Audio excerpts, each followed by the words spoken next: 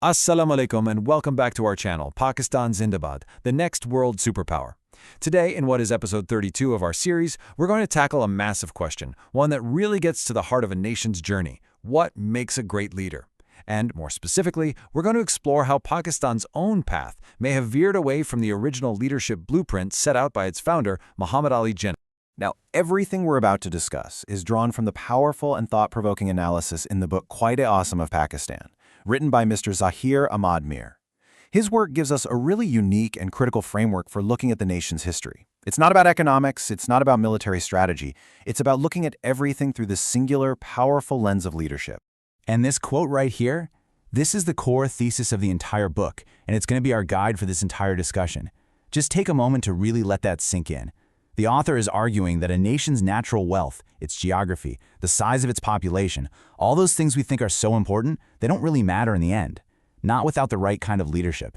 It's the vision, the character, and the sheer competence of the people at the top that forges a nation's destiny and turns all that raw potential into actual greatness. All right, so here's how we're going to break this all down today. We've got 4 key parts. First, we'll establish what the author calls the leadership premise. Then, we're going to get into the really fascinating stuff, Jinnah's 5 pillars of leadership. After that, we'll look at the stark contrast, the opposite model that the book claims was adopted later. And finally, we'll examine the long-term consequences, which the author calls a structural crisis. So, what is this core premise? Well, it's actually pretty simple, but incredibly powerful. The book argues that if you want to understand Pakistan's history, its highs and its lows, you just have to look at the quality of its leadership at any given moment. It suggests a direct link. In those periods when leadership was principled, strong, and visionary, the nation surged forward, hitting incredible milestones. But in the moments when that leadership became weak, compromised, or corrupt, the nation stumbled. It's presented as a clear cause and effect relationship, and it really sets the stage for everything else we're about to discuss. Okay, so moving on to the heart of the matter, the book makes a crucial point. Muhammad Ali Jinnah didn't just happen to be a good leader. He embodied a very specific and what the author argues should have been a replicable model of leadership. These weren't just his personal habits or quirks. They were presented as the absolute, non-negotiable foundations, the 5 pillars, required for anyone serious about building a strong, prosperous nation. Think of them as the bedrock upon which Pakistan was supposed to be built. And here they are, the 5 pillars of Jinnah's leadership model. We start with integrity. Then we move to discipline and work ethic. Next is merit and competence. Then neutrality and impartiality. And it all culminates in fearlessness and moral courage. You can see how each one builds on the last, right? Together they paint a complete picture of what a true nation builder looks like, according to the author. So let's unpack these one by one, because to really get the book's main argument, we have to understand these pillars in detail. Now this first one, integrity, is so important. The book's definition here is key. For Jinnah, integrity wasn't just about not being corrupt. It wasn't just about not taking bribes or stealing public funds. I mean, that was the absolute bare minimum, the starting line. No, for him, true integrity was an active, living quality. It was the presence of moral courage. It's the strength to stand up and do the right thing, especially when it's hard, when it's unpopular, or when it's going to cost you personally. It's about being unafraid to speak truth to power. And this quote from Jinnah just hits the nail on the head, doesn't it? It perfectly explains the stakes. He understood that the moment a leader loses that moral compass, their role fundamentally changes. They stop being a public servant. Their power transforms into a tool for personal gain, for helping out their inner circle, their family, their tribe. Leadership without integrity isn't just bad or ineffective. The book argues it becomes actively predatory. It starts to exploit the very people it's sworn to protect and serve. Okay, pillar number 2, discipline and work ethic. The book paints a picture of Jinnah as a man who treated time as the most precious resource on earth. There was absolutely no room for waste. Every minute of his day had a purpose. Every meeting, every decision, every public statement was thought out, planned, and executed with absolute clarity. You know, this wasn't about just being busy for the sake of looking busy. It was about being relentlessly effective. A leader who doesn't have this discipline, well, they create chaos, confusion, and paralysis. And a nation led by chaos is headed for disaster. The third pillar, merit and competence, is all about rejecting mediocrity in leadership. According to the book, Jinnah had zero tolerance for a few specific things. First, intellectual laziness. You know, leaders who just wouldn't do their homework, who wouldn't bother to understand the complex details of an issue before making a decision. He also rejected emotional leadership, where critical choices are made based on anger or ego instead of cold, hard facts and reason. He had no time for unprepared decision-makers or for political opportunists, those who saw a leadership position as a prize to be won rather than a sacred duty to be performed with the highest possible level of skill. For Jinnah, if you were in a position of power, you had to be an expert, period. Pillar number 4 is so crucial: neutrality and impartiality. In this model, a leader's loyalty is to one thing and one thing only: the nation. Not to their political party, not to their home province, not to their family, and definitely not to their own bank account. The book argues that a true national leader has to be a unifying figure who stands above all the internal squabbles and factions. They have to be the ultimate symbol of justice for every single citizen, from the most powerful to the most vulnerable. Any favoritism, any hint of bias, completely shatters the trust between the people and the state. And this brings us to the 5th and final pillar, which might be the most important one: fearlessness and moral courage. This quote from the book is just so telling. Jinnah's incredible influence didn't just come from his official title as Governor General. It wasn't about the authority of his office. It came from something much, much deeper. It came from his absolute, unwavering courage.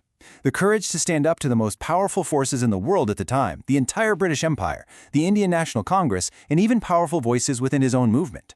He never backed down, he never buckled under pressure, and he never compromised on his core principles just to make things easier. That, the author argues, is where true, lasting power really comes from. Okay, so we've established this powerful, principled model of leadership. Now, you need to brace yourselves, because according to the author, this is where the story takes a sharp and, frankly, a pretty tragic turn. The book's central argument is that after Jinnah passed away, Pakistan didn't just fail to live up to his model, it actively and systematically adopted its polar opposite. A completely reversed model that, the author contends, was almost perfectly engineered to ensure national decline. And this slide right here lays out that argument in the most stark and brutal terms possible. Just look at this side-by-side comparison. It's devastating. Where Jinnah demanded absolute integrity, the new model that emerged was allegedly built on corruption. Jinnah's discipline was replaced with disorder and chaos. The principle of merit was thrown out in favor of favoritism and nepotism. The national goal of unity was sacrificed for the politics of division, pitting groups against each other. The core idea of nation first was swapped for rampant self-interest. And finally, where Jinnah personified courage, the new model was defined by weak compromise and political convenience. It's not a slight shift, it's a total inversion of every single founding principle. So what happens when you have such a dramatic shift, when you completely flip the blueprint for leadership? Well, according to the book, the result isn't just a few bad years or a series of unfortunate mistakes. It creates a deep, systemic, and structural crisis. This divergence from the original model has had consequences that have built up and compounded over decades, chipping away at the very foundations of the state itself. And that brings us to the book's powerful, chilling conclusion. The leadership crisis that the country has faced is not an accident. It's not just a case of bad luck. It is structural. And what that means is that the system itself, as it changed over time, began to reward the very qualities that Jinnah rejected. The problem isn't just about the individuals in charge. It's about the rules of the game itself.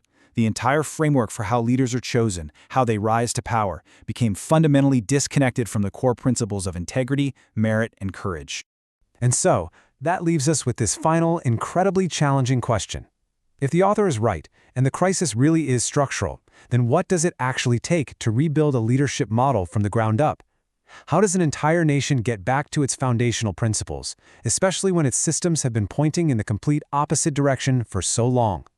That is the profound question the book leaves us with, and it is, perhaps, the most important one of all.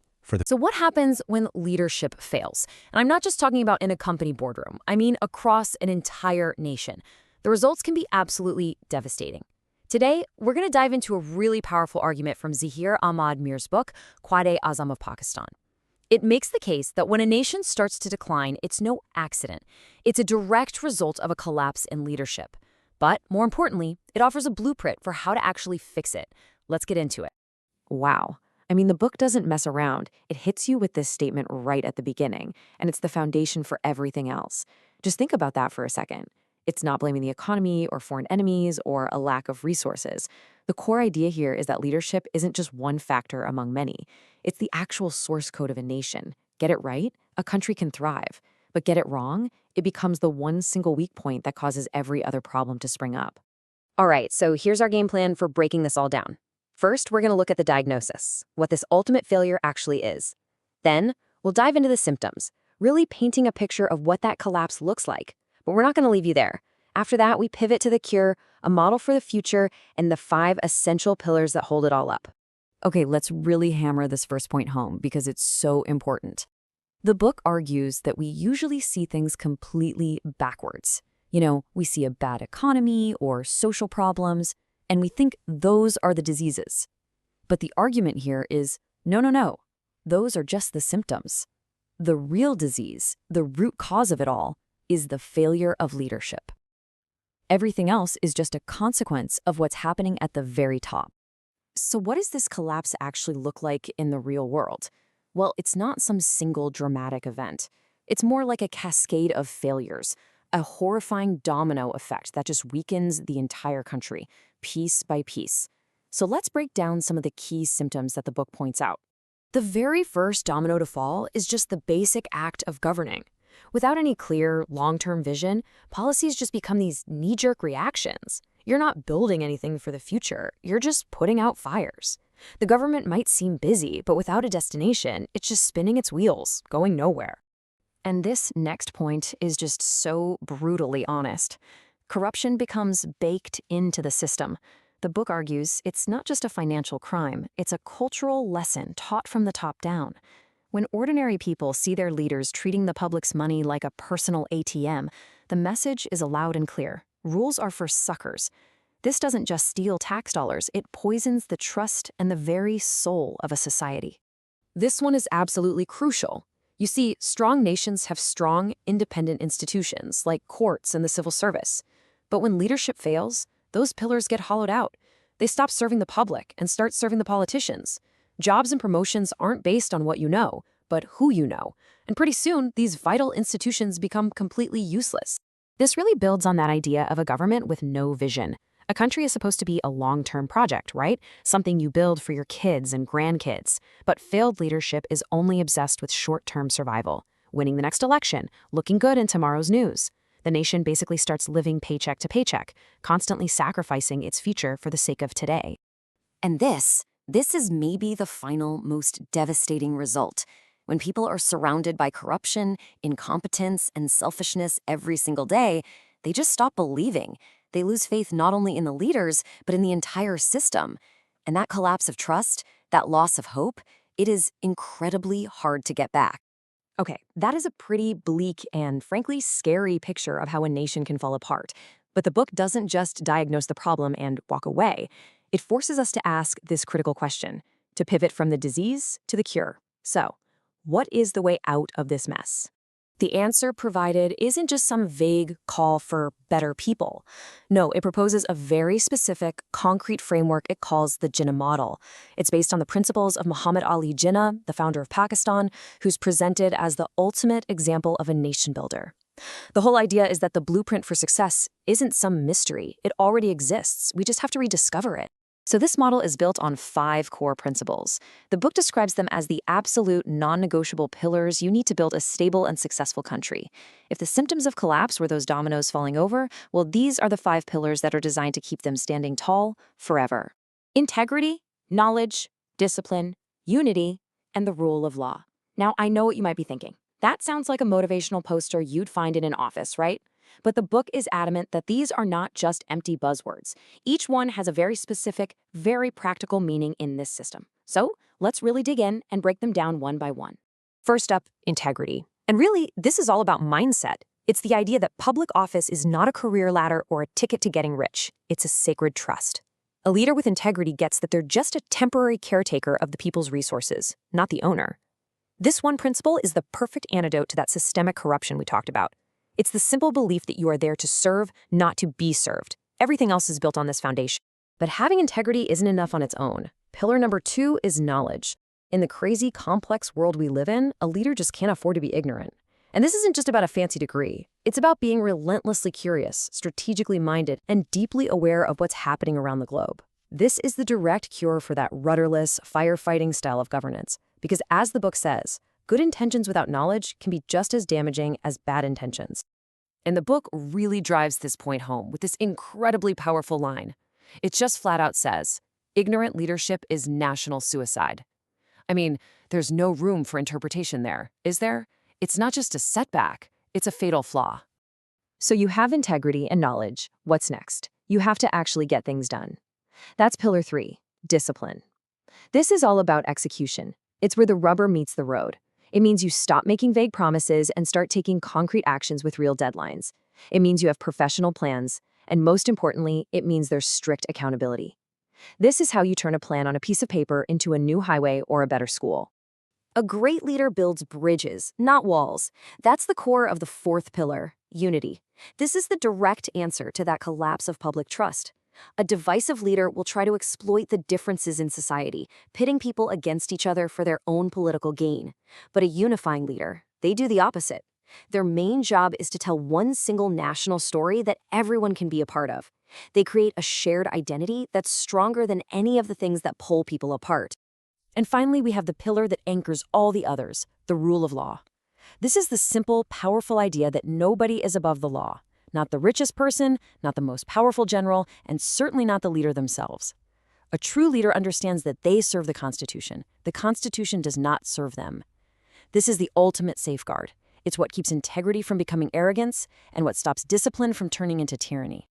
So, to bring this all together, the central argument from Zahir Ahmad Mir's work is crystal clear. National failure begins with leadership failure. Period. But, and this is the hopeful part, it's not a terminal diagnosis. There is a path forward, and that path is through leaders who truly embody these 5 pillars: integrity, knowledge, discipline, unity, and the rule of law. And that brings us to one last thought to leave you with. Okay, so this model is based on the founder of Pakistan. But just look at those 5 pillars again: integrity, knowledge, discipline, unity, the rule of law. Is there any country, any company, any community on earth that wouldn't be better off with leaders who live by these principles? Now that Have you ever stopped to think about what really makes a nation sink or swim? Today, we're diving deep into a really powerful answer to that question, pulling from Zahir Ahmad Mir's book, Quaid-e-Azam of Pakistan. The whole idea, the central argument, is that a nation's fate is completely tied to the character of its leaders. So let's unpack this together. Right here, this one sentence, this is the foundation for everything we're going to talk about. The author is basically saying that you can measure a nation's health, its potential, its entire future, just by looking at the integrity and wisdom of its leaders. From this point of view, every other problem a country faces, well, those are just symptoms of this one core issue. Okay, so before jumping into any solutions, the book really makes us face the problem head-on. It paints this incredibly clear picture of what happens when leadership fails. And we're not talking about some abstract political theory here. We're talking about real, damaging costs that affect every single person. Think about this like a devastating domino effect. The book argues that when corruption starts at the very top, it's like a poison that seeps down into everything. The institutions that are supposed to protect people and serve the public, the courts, the police, the civil service, they just start to rot from the inside out. They stop serving the people and start serving the powerful. And it's not just about outright corruption, right? It's also about simple competence. The book makes a strong case that even the best-laid plans, the most brilliant policies, are completely doomed if the leadership is weak or indecisive. You could have a game-changing economic reform on the table, but without strong leaders to push it through, it's just going to fall apart. And this slide really gets to the heart of the final piece of the puzzle. When the people in charge are constantly fighting among themselves, caught up in political drama, that division doesn't just stay in the halls of power. It spreads like a virus through the whole country. The book argues this isn't just about political disagreements. It's a force that can literally tear the fabric of a nation apart. All right, so after laying out that pretty grim diagnosis, the book pivots. It turns toward the solution, and it proposes one single foundational reform that, it argues, is the absolute key to turning everything around. This is really the core of the whole argument. And here it is. This is the big takeaway. The book says that trying to fix the economy or education or anything else while ignoring the leadership problem, well, it's like trying to mop the floor while the pipes are still bursting. As long as the leadership is broken, any other fix is just temporary. Reforming leadership isn't just one more thing on the list. It's the solid ground you have to build everything else on. So now we get to the really practical stuff. The book doesn't just point out the problem. It actually gives us a concrete, step-by-step plan for how to rebuild a nation's leadership from the ground up. Let's walk through this plan step by step. First up, create pathways for the best and brightest to rise up based on merit, on what they know, not who they know. It's about a true meritocracy. Second, you've got to have tough, transparent ways to evaluate leaders, to see if they're actually doing their job ethically and effectively, and not just at election time, but all the time. Third, and this is a big one, is a direct challenge to dynastic politics, the idea that leadership is something you inherit instead of something you earn. The fourth step recognizes that good leaders come from a good society. It's about teaching ethics and civic duty to everyone. And finally, step 5 is all about creating a culture where leaders have to be open, honest, and truly answerable to the people they're supposed to be serving. So what's the whole point of that 5-step plan? It's to build a new kind of leader, a leader who actually embodies these qualities. This isn't just about shuffling things around. It's about changing the very definition of leadership. Honesty to fight corruption. Discipline to make sure policies actually get done. Merit to replace favoritism. And unity to heal a broken nation. You can see how each of these pillars is a direct answer to the problems we talked about earlier. So, as the book wraps up, it doesn't just offer friendly advice. It lays out a very clear choice, an urgent ultimatum, really. It says the nation is at a fork in the road, and the path it chooses now will decide its entire future. This slide pretty much says it all. The book's final argument is that real change, the kind that lasts, doesn't come from just swapping out old leaders for new ones or coming up with catchy new slogans. That's all surface-level stuff. Real transformation comes from somewhere much deeper. It comes from demanding entirely new standards for our leaders and a whole new level of discipline and accountability from them. And this is the final, powerful call to action. It's laid out as a simple, unavoidable choice.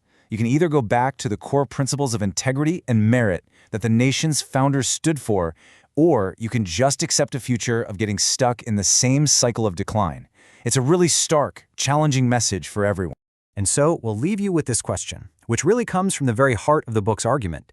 If it's true, if a nation is just a mirror reflecting its leaders, then where do you even start to rebuild? What is that one single standard that absolutely has to be put back in place first? It's definitely something to think about.